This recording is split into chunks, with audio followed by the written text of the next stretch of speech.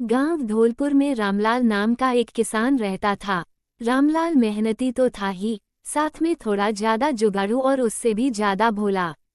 उसकी खेती चलती थी, पर उसके कारनामे पूरे गांव को हंसाने के लिए काफी थे।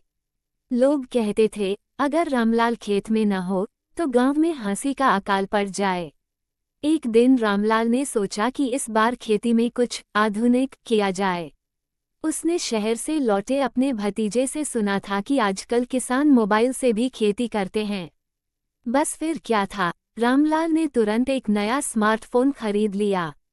गांव वालों ने पूछा, क्या करोगे इस फोन का? रामलाल बोला, अब फसल से सीधी बात करूंगा। मोबाइल है भाई, सब संभव है।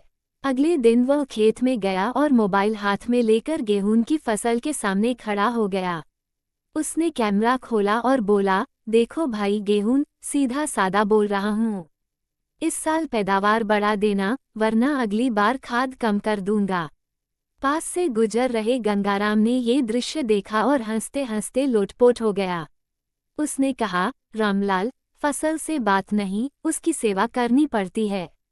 रामलाल गंभीर होकर बोला, सेवा भी करूंगा, पहले दोस्ती तो हो जाए। कुछ दिन बाद रामलाल ने YouTube पर एक वीडियो देखा, घर बैठे मौसम बदलने के आसान उपाय। वीडियो में कोई बाबा आसमान की तरफ हाथ उठाकर मंत्र बोल रहा था।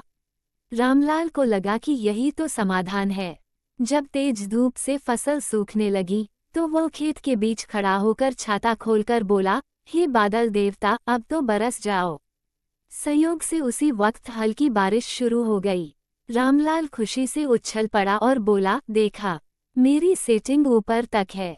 पूरे गांव में खबर फैल गई कि रामलाल के पास बारिश बुलाने की शक्ति है। अब तो रामलाल की पूंछ बढ़ गई। कोई कहता, कल मेरी सब्जी पर पानी गिरवा देना, तो कोई बोलता, मेरे खेत में भी 2 बूंद भेज देना। रामलाल सबको आश्वासन देता, लेकिन अगली बार जब उसने मंत्र पढ़ा, तो बारिश तो नहीं आई, उल्टा तेज हवा चलने लगी और उसकी पगड़ी उड़कर कुएं में जा गिरी। आखिरकार गांव के बुजुर्गों ने उसे समझाया, बेटा, खेती में चमत्कार नहीं, मेहनत काम आती है। रामलाल ने सिर खुजाते हुए कहा, ठीक है काका, अब मोबाइल सिर्फ गाने सुनने और मंडी का भाव देखने के काम आएगा।